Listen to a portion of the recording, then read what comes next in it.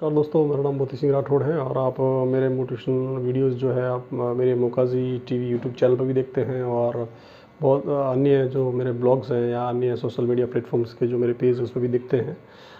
मेरे ज़्यादातर वीडियोस जो है मोटिवेशन से संबंधित रहते हैं और मैं आशा करता हूँ कि ये मोटिवेशंस की जो वीडियोस होते हैं उनका बनाने का मेरा मुख्य मकसद ये होता है कि हम कैसे जो है एक अच्छे विचार को जो मस्तिष्क में लेके आगे चल सकते हैं। दोस्तों, दो चीज़ मैं आपको बताऊंगा कि पहला, आप अगर मान लीजिए अगर प्रॉपर प्रोफेशनल तरीके से आप अगर नहीं चल करके आप किसी भी प्रकार से लाइफ को सर्वाइव करते हैं तो आप आगे बढ़ सकते हैं और शॉर्ट टाइम में जा सकते हैं।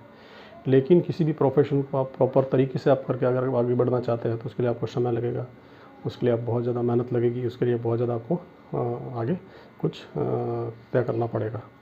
मेरा ये मानना है कि जीवन में जब भी आप कोई काम करते हैं तो उसके दो मोटिव होते हैं। एक तो होता है कि हम दुनिया को खुश कर दें, हम बहुत जल्दी कुछ ऐसा कुछ कर दें ताकि उससे हमें कुछ बहुत अच्छा रिज़ल्ट मिल जाए। लेकिन हम इस बात में भूल जाते हैं कि जीवन में हम हर 100% लोगों को खुश नहीं कर सकते, क्योंकि जब राम और कृष्ण ने भी 100% लोगों को खुश करने की कोशिश की, वो भी नहीं हो पाए।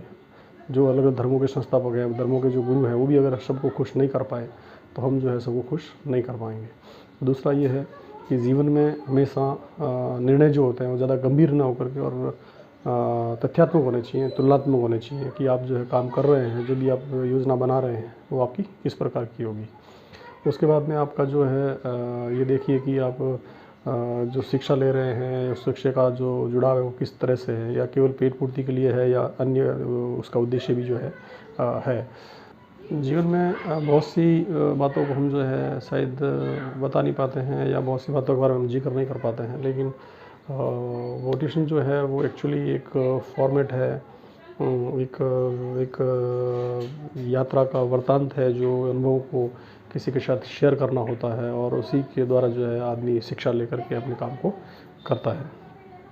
अमूमन आज के टाइम में किसी भी व्यक्ति की जो मानसिकता है वो धन से तोली जाती है, धन से नापी जाती है, लेकिन पहले के टाइम में जो है उसको धन से न नाप करके उसकी मानसिकता को संस्कारों के आधार पर नापी जाती थी।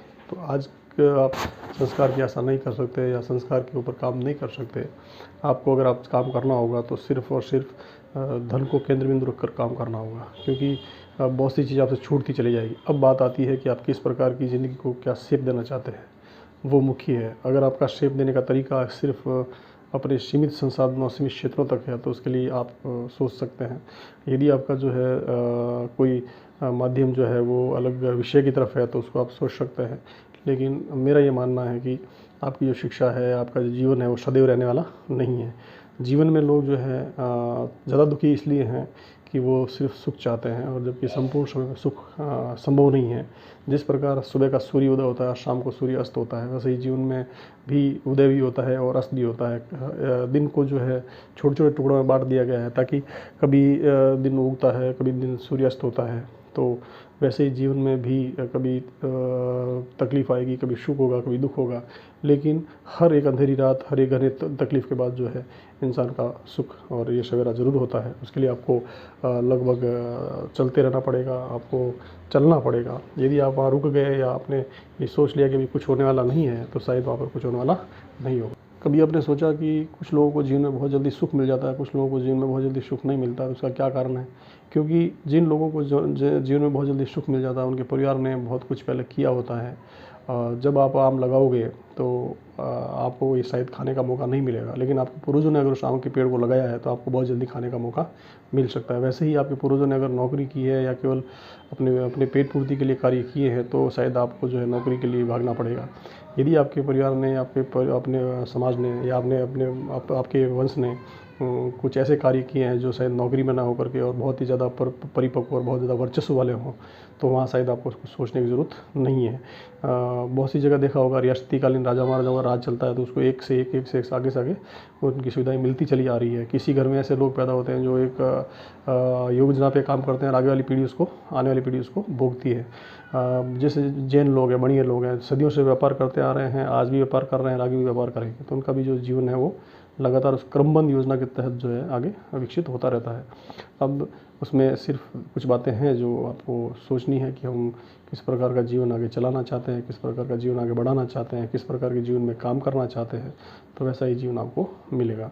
आप यह नहीं बोल सकते कि आप जो है आम बबूल का पेड़ लगाकर आम जो है उससे आप आशा नहीं रख सकते। कुछ जीवन, चाहे वो मानव के हों, पशु है, पक्षी है, उनके विकास की यात्रा भी कुछ अलग अलग होती है।